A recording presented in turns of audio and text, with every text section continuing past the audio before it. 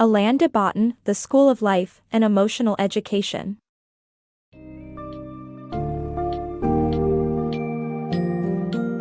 Embark on a journey through the emotional maze of The School of Life and Emotional Education by Alain de Botton, where you'll uncover the profound impact of childhood experiences on our adult lives.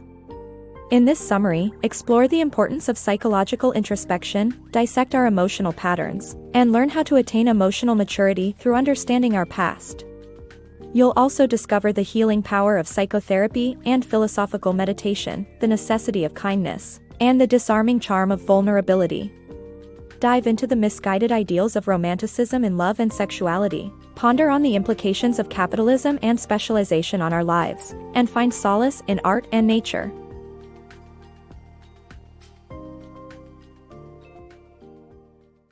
Childhood memories and emotional patterns.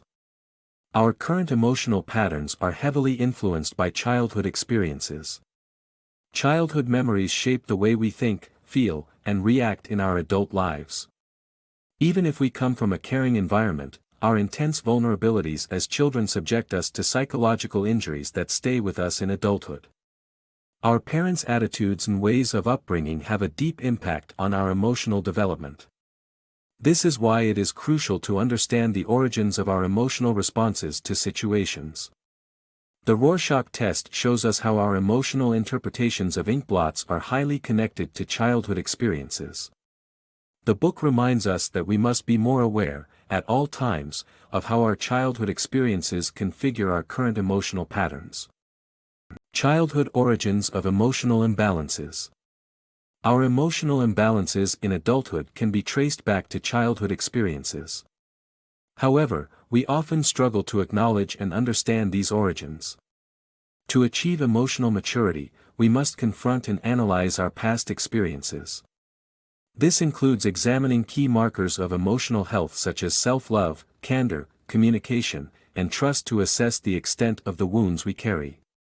By doing so, we can begin to apply the appropriate bandages to promote healing and growth. It's essential to understand the ways in which our childhood experiences have influenced our adult behaviors to improve our emotional well-being. Coping with emotions. Humans have invented numerous tools to overcome various shortcomings, and psychotherapy is among them to help people heal from mental traumas and improve communication and relationships. Psychotherapy encourages individuals to reveal their strange impulses, desires, and fantasies as opposed to sharing them with friends who may judge them. Meditation is another tool, specifically philosophical meditation, that aids in understanding and untangling our complex thoughts. It poses three big questions to help people gain clarity on their anxieties, worries, sadness, regrets, envy, and excitement. Both psychotherapy and meditation do not fully cure unhappiness, they offer freedom and a chance to recognize our true selves and thoughts. The power of kindness. Society celebrates success while failures are often overlooked, leaving people struggling with undue stress and anxiety. We need to adopt a more charitable and generous view by being kind and tolerant of others' flaws and actions. The weakness of strength theory can help us tolerate irritating characteristics and react with sympathy rather than anger or humiliation when attacked by others. Our opponents are often at a moment of weakness, so they deserve our love instead of punishment. The power of warm politeness. Society has mostly tended towards frankness over politeness, but it's time to rethink our attitudes. Being polite is a sign of respect for others' emotions and leads to endearment and charm. To exude warmth, politeness, and vulnerability is key. Admitting vulnerabilities makes us more relatable, endearing, and deepens our connections with others. By making an effort to put others at ease, we help them feel less lonely and foster deeper relationships. The misguided notion of love. Romanticism's impact on our love lives is deeply flawed. A more pragmatic approach like the classical view can help us build more mature and fulfilling relationships. Romanticism, a movement that began in Europe in 1750, has infiltrated our lives through its philosophy of valuing emotions over rational thought and spontaneity over caution.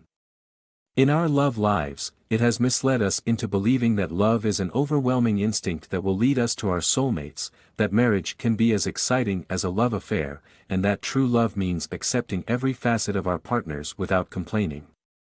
However, these claims are far from reality and have negative impacts on our relationships. Romanticism has corrupted our notions of love, leading us to chase impossible fantasies. Instead, the classical view offers a more pragmatic and emotionally mature perspective on relationships. The classical view emphasizes de-emphasizing immediate, instinctual attraction since it is based on misguided romantic ideas inflicted on us during childhood.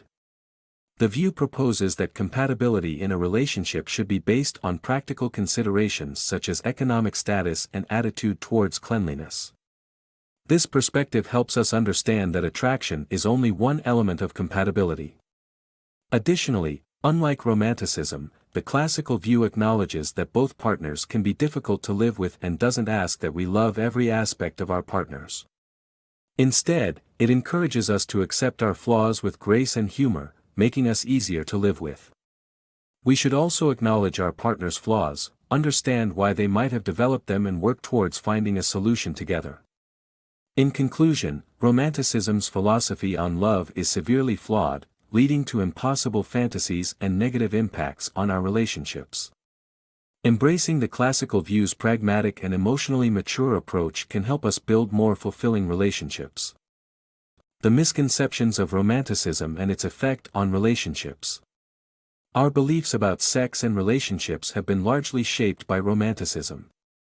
Society expects us to maintain exclusive sexual attraction to our partners and view love affairs as the ultimate betrayal. However, in reality, it is rare to maintain sexual interest in only one person, and affairs frequently represent a desire for emotional connection rather than just sex. Moreover, little things like embarrassment, repeated spurning of affections, and choosing work over quality time can accumulate and cause emotional disconnect, leading to possible affairs. To prevent this, regularly discuss frustrations, disappointments, and desires instead of letting them fester. The illusion of happiness in consumerism. The capitalist system transformed economies into consumerist cultures in which we are actually not happy. The downside of specialization, despite its benefits, is that it limits our potential, leading to a lack of expression and exploration. There is no straightforward cure, however. Expanding capitalism to serve our higher needs could be a solution. This means that rather than offering products, corporations could provide essential human needs such as forms of community, the ability to raise children, and a sense of calmness. Despite it sounding like an idealistic scenario, it is the direction that capitalism should head in. Finding solace in art and nature. Anxiety is a fundamental part of human existence due to our vulnerabilities. Society encourages us to hide our suffering, but we can find solace in art and nature. Art allows us to recognize our sorrows and provides imaginary friends that understand our feelings. Nature reminds us of our place in the universe, which can be calming. By embracing these aspects of life, we can overcome our anxiety and find comfort.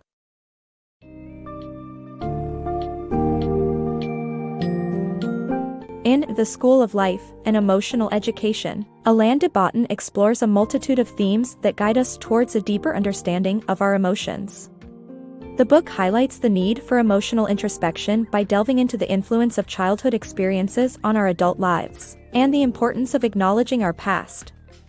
We learn about the benefits of psychotherapy, philosophical meditation, and the significance of nurturing kindness and vulnerability in our relationships. Debunking the romantic myths of love and on the adverse effects of consumer economies on our lives. The book presents thoughts on embracing the uncomfortable truths and seeking solace in art and nature. Through this emotional exploration, we can pave the way towards a more self-aware, compassionate, and emotionally mature life.